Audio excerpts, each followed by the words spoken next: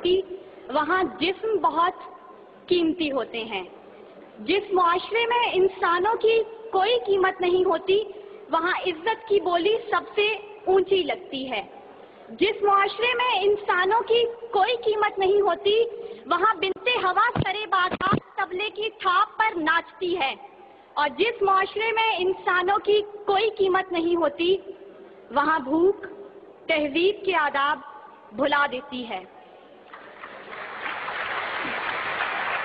یہاں ہوس کے پجاری سیاہ راتوں میں سفید جسموں کا جیون سیاہ کرتے ہیں، یہاں پہ ناچتے پیروں کی تھاپ بکتی ہے، یہاں پہ جاگتی آنکھوں کے خواب بکتے ہیں، یہاں پہ پھول سے ہونٹوں کی پیاس بکتی ہے، یہاں پہ جسم ہے بکتے شباب بکتے۔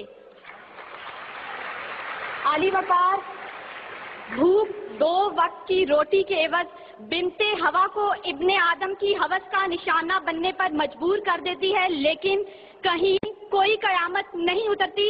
14 سالہ بیرا اپنی عصمت لٹانے کے بعد جان سے بھی ہاتھ دھو بیٹھتی ہے، لیکن کہیں کوئی قیامت نہیں اترتی۔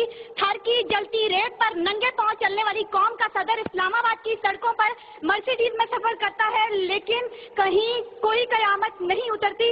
بلوچستان کی خشک سالی پر ایئر کنڈیشن کمروں میں منرل واٹر پی پی کر غور کیا جاتا ہے، لیکن کہیں کوئی قیامت نہیں اترتی۔ یہ شاہراہیں اسی واسطے بنی تھیں کیا کہ ان پر دیس کی جنتا سسک کر مرے؟ زمینیں کیا اسی کارن اناج اگلا تھا کہ نسل آدم و حوا بلک بلک کر مرے؟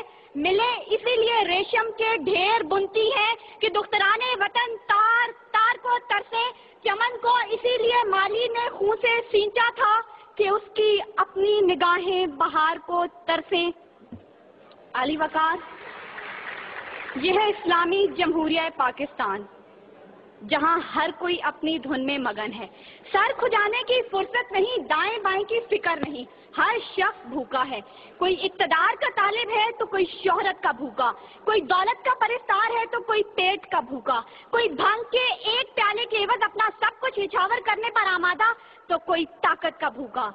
کہت الرجال بڑھتا چلا جا رہا ہے، تہذیب و تمدن کے پیمانے ٹوٹ پھوٹ کا شکار ہو کر وقت کی ناقدری کا گلہ کر رہے ہیں، ہم زوال کی آخری حدوں کے بھی آخر پر پہنچ چکے ہیں، انصاف مہیا کرنے والے ادارے سسک کر دم توڑ رہے ہیں، ہر طرف سے ایک ہی پکار سنائی دیتی ہے، بھوک تہذیب کے آداب بھلا دیتی ہے۔ عالی وقار سنیے، اگر آپ سن سکتے ہیں کہ جب بوڑھے پروفیسر کو 6 ماہ تک پینشن نہ ملی تو اپنی کن پٹی پر پستول رکھ کر بولا تھا میرا پاکستان ہے یہ تیرا پاکستان ہے۔ سنیے اگر آپ سن سکتے ہیں جب تسنیم سولنگی بھوکے کتوں کا نوالہ تر بنی تو بولی پڑے ہیں گم کٹہرے عدالتیں چپ ہیں۔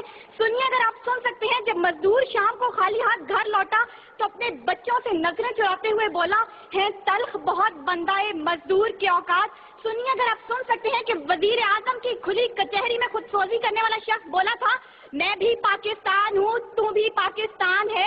سنیے اگر آپ سن سکتے ہیں جب جاگیردار کے رستاگیر غریب ہاری کی بیٹی کو اٹھا کر لے کے گئے تھے تو وہ بولا تھا آواز دو انصاف کو، انصاف کہاں ہے؟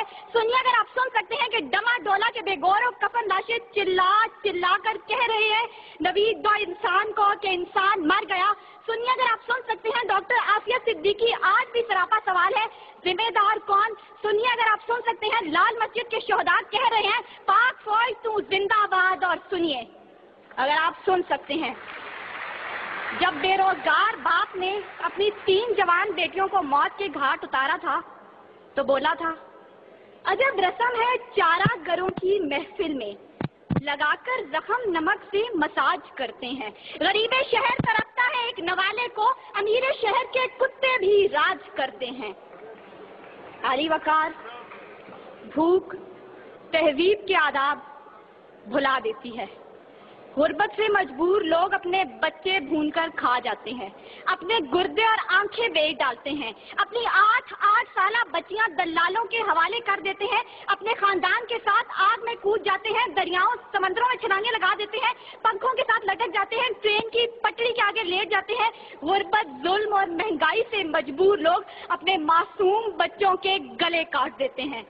عالی وقار صدارت، وزارت اور عمارت کے بھوکے تہذیبی اقدار کو پامال کر دیتے ہیں. کبھی تو چند کھوٹے سکوں کے عوض قوم کی بیٹیوں کو بیچ ڈالتے ہیں، تو کبھی مساجد کا تقدس پامال کرتے ہوئے انہیں لہو رنگ کرتے ہیں، اور کبھی اپنی ہی عوام سے کہتے ہیں میں تمہیں وہاں سے نشانہ بناؤں گا کہ تمہیں پتہ بھی نہیں چلے گا. جب لوگ یہ کہتے ہیں خدا دیکھ رہا ہے، میں سوچنے لگتا ہوں کیا دیکھ رہا ہے. علی وقار، اس سے پہلے کہ بھوک اس ملک کو کھا جائے، اس سے پہلے کہ لہجے بے آواز ہو جائیں، سر سنگیت سب بے ساز ہو جائے، ملت اسلامیہ کی یہ بیٹی، ملک و قوم کی بیٹی اور آپ کی بیٹی آپ سے استدعا کرتی ہے خدارا اس بوڑھے باپ کا سہارا بن جائیے جس کے بیٹے نے خود سوزی کی. خدارا اس عورت کے آنسو پوئیں ڈالیے جس کی بیٹی جاگیردار کی حوث کا نشانہ بنی. اور خدارا ان معصوم بچوں کے سر پر دستے شفقت رکھیے جن کا باپ پولیس مقابلے میں مارا گیا. ان اشعار کے ساتھ ہی موضوع زیر بحث سمیٹتی ہوں. ستم ظریفی وقت نے کلیوں کی نزاکت کو، دلوں کی محبت کو اس طرح سے مسئلہ ہے، اس طرح سے کچلا ہے کہ زندگی اذیت ہے اور سانس کی بھی قیمت ہے. کس کا ہاتھ ہے جو خون سے رنگا نہیں، کس کا گریباں ہے جو گرفت سے بچا نہیں. صدائے موت آتی ہے شہر بھر کی گلیوں سے، خون کی بو آتی ہے پھولوں اور کلیوں سے. شکریہ.